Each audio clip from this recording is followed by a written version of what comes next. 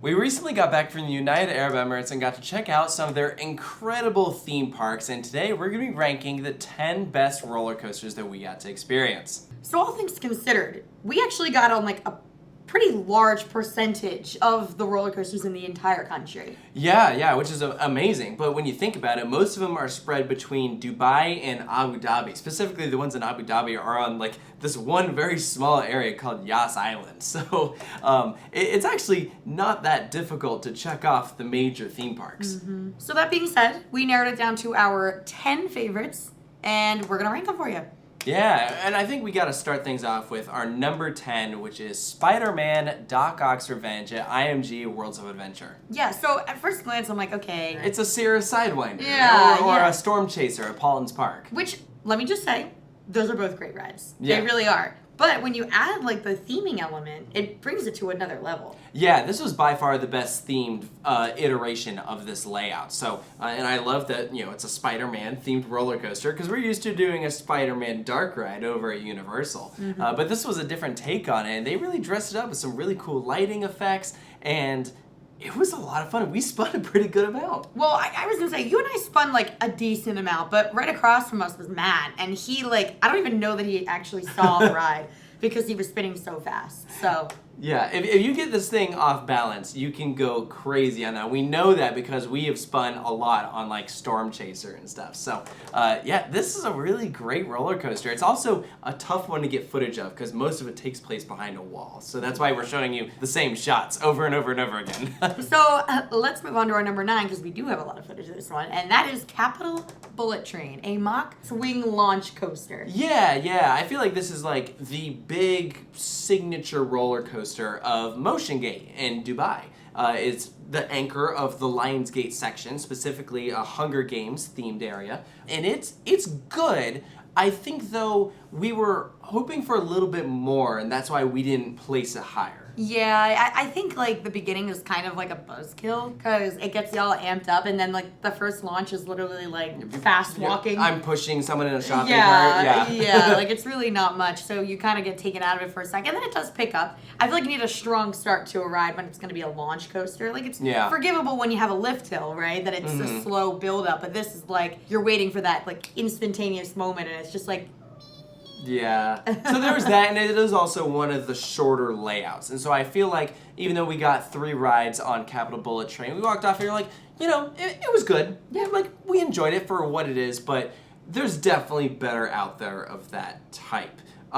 Speaking of short rides though, at the number 8 spot we have Turbo Track at Ferrari World. And I feel like on a glance you're like, this is literally like an airtime hill and a spike. Like, how can you place this above Capital Bullet Train? Because it is a dang good launch. Yeah, and I feel like we got off this run and we were actually like, wowed. We were impressed. And I feel like that first impression is worth something, that we get off Capital Bullet Train and we're like, yeah, like a little underwhelmed, but we got off Turbo Track expecting it to be stupid. And instead we're like, wait, that was like awesome. I think also the fact that you can ride it forwards or backwards, it makes a big difference because that way you can have 2 completely different experiences. Our first ride was facing forwards and that was awesome and all, but then going backwards and then shooting up the spiral into like the outdoors. I mean, people forget how big this thing is. You're over 200 feet in the air. Yeah. It's no joke. So from there, let's go to our number 7 spot, which is a layout that we've actually both done before. It's a Blue Fire clone, and it is called Velociraptor. Yeah, this was our 3rd iteration of it, and we actually ended up enjoying this more than Blue Fire at Europa Park. And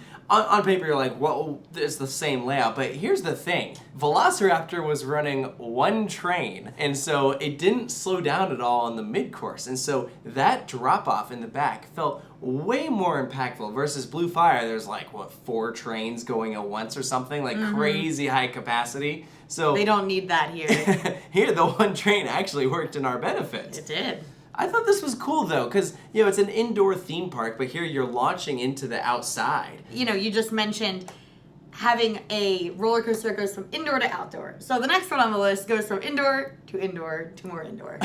Yeah, so we're talking about the Storm Coaster at the Dubai Hills Mall. And really what they came up with here is incredible because they put it in this building, but they built it specifically for this roller coaster. And it's the first of its kind vertical launch coaster from Intamin. Yeah, and here's the thing.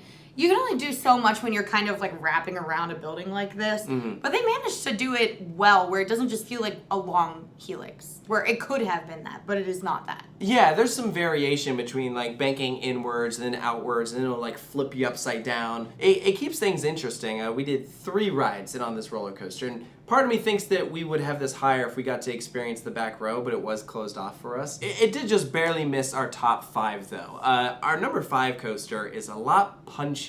It's Madagascar Mad Pursuit at Motion Gate. I didn't really expect this because, again, this was not really meant to be the headlining attraction, like as far as roller coasters. Like you can see Capital Bullet Train, so you see like the loop and the spike, and you're like, whoa, that looks cool. But here, all you can see is one turn. The rest of it is completely hidden behind a wall. Yeah, and it has really awesome theming. Like, Madagascar is really fun, and they kind of went with like a circusy kind of theme to it. And the thing is, whenever you do theming on a roller coaster, you are going by things fairly quickly, and it's hard to like take it all in. But if you ride it multiple times and you really look around, you could like really see how well done it is. Yeah, there was like a character doing like a trapeze trick, and then there was some of the characters that you would whiz by, and they'd light up as you're going by. And a dang good launch. Yeah, the launch is awesome. Gerstlauer does not mess around. This is one of their Infinity models, but interestingly enough, this ride does not go upside down. Yeah, weird, right? Which I remember getting off and being like, wait, did we go upside down? Like, yeah, I didn't know if we did either. Well, so much of it is in the dark, and you're just like taking some of these motions like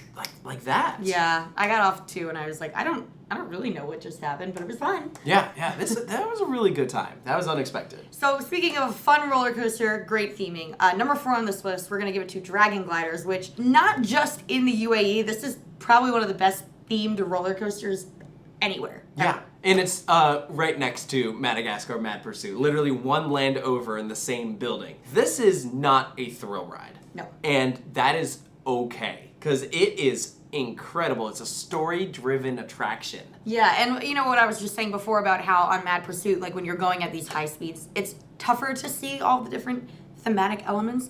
But here, think about the ride system on Arthur, if you've ever done that at Europa Park. Same thing. Yeah, it'll literally like turn you to face the action. So even if you are going by it fairly quickly, you're facing it, so you have more time to look at it. Yeah, that's definitely true. And just the way that this is done, like from start to finish, you are engaged in the action. They incorporate practical effects. There's screens. There's a point where it goes outside, like over the entire land, because the rest of it, again, you can't really see unless you're actually on it, but just going over the land is so beautiful. There's onboard audio. It's like, wow, this is so cool. It just barely missed our top 3 though. Number 3, we're going back to Ferrari World for their one-of-a-kind SFX coaster from Dynamic Attractions. Mission Ferrari. Mission Ferrari. It was really, really cool. Yeah, and it's a dang shame that it is probably never going to be replicated anywhere ever. Yeah, it is. There's a lot of tricks in it, and I don't think we'll talk about them in this video because if it's spoiler territory. This is a roller coaster. You can only see 2 elements from the outside. It's like this big kind of airtime hill, and then there's a corkscrew. Everything else you can't see. It's a mystery. And it's better that you don't know, but if you do want to know, there is a full separate review, and you can also watch our on-ride reactions. So you and can a vlog see. where we talk about it. There's a lot of ways to hear about it, but right now, we're not going to go into the tricks, but we are going to just say that it is one of the most creative attractions, like as far as a roller coaster goes, right? To have a story-driven experience and have it be a coaster where it feels like a roller coaster. Because to me, like, another similar style would be like Gringotts, right? Which has minimal coaster parts to it. And it feels more, I would say it feels more like 70% dark ride, 30% coaster. Yeah. Mission Ferrari has like a good... It's a good mix. I would almost say 50-50 balance. Yeah, that's very fair. Yeah, so I think it really does that well. And I think it's a dang shame that it is so overly complicated that it will never, ever exist. Yeah, it took anywhere. 8 years to open. That's it's a shame. It's such a shame. How wild it is. And here's the thing. Even if you do go to the location where the one and only version of this ride is, there's a very good chance you don't even get on it. Yeah, Mission Ferrari is a little unreliable, and so she's a little finicky. If you're gonna go out to the UAE, prepare yourself. It might not be open, but for your sake, I hope it is, because we're really, really glad that we got to experience it. Yeah, buffer days are your friend when it comes to Ferrari World. True. But that is just one of the theme parks on Yas Island. There's another theme park right next door that is home to a pretty incredible Intamin multi-launch coaster called Manta. This was probably the most sneak attack coaster for me because I knew it was going to be good. I don't think I realized how extreme it actually was going to be. In my head, I think I was picturing more like Manta at San Diego. Okay. And it was not. No, this has 4 inversions. Yeah. It's a long ride. There's so much. Really long. There's a lot of roller coaster in this ride. Yeah, it's really hard. Even after watching it go around bajillion times, I'm I don't know where to point my camera next. It's a mess of track. Yeah. It's really hard to keep track of, but the thing that blew me away the most was that they managed to make it so thrilling with only a couple of points that are elevated, high up in the air. Most of it is fairly low to the ground. The lower you are to the ground, I feel your sense of speed is heightened and it just works. Well, that's why if you actually look at the stats, Manta is not as fast as a lot of these other multi-launch coasters. Is it Cheetah Hunt even faster? Cheetah Hunt is faster. Yeah, you would not know that being on the ride. Yeah, but the reason it works is because they have just this perfect sequential progression between moments that it's all just back to back, and so it doesn't matter that it's not going as fast. Well, and there's no downtime, and it feels like it's more committed to being a thrill coaster, whereas Cheetah Hunt feels like it isn't until that one inversion. Yeah. It's back to being a family coaster. This one's through and through, this is a thrill coaster, but it is a thrill coaster that families can enjoy. Because it's not the most forceful. There's definitely more intense, intimate multi-launch coasters out there. I wouldn't say that this is a super intense ride, and that's okay. Yeah, it's perfect the way it is. But speaking of super intense, intimate coasters, let's talk about number 1. Oh boy. We're going to go back to Ferrari World. And I feel this should not be a surprise to anyone who is familiar with the roller coasters in the UAE because Flying Aces is incredible. Yeah, this is not only the best in this country, I think it's one of the best in the world. Absolutely. And that is not just we went to the UAE to go ride this. No. I just have to say, I think we have proven that we are not like that because we literally got back from Australia and said DC Rivals was not as fantastic as people let on. We clearly are able to be hey, it was really cool that we went to this place, but maybe it's not the best roller coaster in the world. But this is. I will go ahead and say, I fully anticipated to Sky Rush more than Flying Aces. Me too. I was surprised that Flying Aces was as good as it was. And we have to preface, the POV that you're currently seeing was the first ride of the day with an empty train. Yeah. What we don't have on camera was how fast it was going at the end of the night after it had warmed up. Holy crap. Yeah. Unbelievable. It's really an insane ride. And for me, one of my biggest quarrels with Sky Rush, and I know not everyone agrees with me, but I find the restraints to be very uncomfortable, and this does not have that thigh-crushing effect. Yeah. They are more refined, and I know maybe that doesn't apply anymore. I haven't done the new restraint on Sky Rush yet, so I don't know. But this is a longer, more beefed-up version of Sky Rush that really doesn't lose speed the way that Sky Rush does. I feel it maintains it a lot better. The one thing that was very weird and out of place, and I don't know that it even needed to be there, was that one inversion. Yeah. It felt like Cheetah Hunt, where Cheetah Hunt was you know what, let's just... Yeah. I didn't mind it, but it is a little strange. Weird. Yeah, it's we're upside down now. Yeah, I was okay. That was by far our favorite roller coaster in the UAE. We literally went back to Ferrari World a second day because we were we want more rides on Flying Aces. But we also have to acknowledge that there is another roller coaster at Ferrari World that did not make our list because we did not ride it. Yeah, so when you said this should not come as a surprise, whatever number 1 was, I'm well, if you didn't watch the series and you didn't know that we didn't get to ride Formula Rosa, you'd probably be a little confused and be we are at the number 1 spot, and there are 2 very glaring coasters that didn't get mentioned. That is true. Yeah, we did not ride Formula Rosa. It was closed, and actually, as of when we're recording this video, it is still closed. So it's been several months, and it's a shame, but the reality is we knew before going that it was going to be closed, at least a month out before we left. 'Twas too late. We already booked everything at that point, but it wouldn't have mattered anyway. Because it's still closed. And another one worth mentioning is that since we visited, there has been a new full park that has reopened. It's a new park, but it's also an old park. The Bollywood Park is now a Real Madrid park, and they are home to a GCI wind roller coaster called Hala Madrid. Yeah, we did not ride that, but we saw it. We saw it, and it looked awesome. I have no doubt that that would be one of the top roller coasters in the UAE. And whenever we go back, because obviously we have to ride Formula Rosso at some point, I guarantee you we're going to go back to the Dubai Parks and Resorts, check out Hala Madrid, because it looks really, really good, and it's the first time that we're getting a wind roller coaster in that country. All that being said, we rode some amazing roller coasters, and even some of the really good ones that we did ride didn't make the cut. I even think about, some people debate whether they're actually a roller coaster or not. I feel like they obviously are, but we rode Slider, like out in the middle of nowhere. It's a mountain coaster. That was awesome. Yeah, that was really, really cool, and that's more about the scenery, right? And at Warner Brothers, there was a Fast and Furious, which was a cool, like, intimate, like, inverted roller coaster. Fast and Furious. Furious, not to be confused with the Fast Dark and Furious. Ride. Yeah.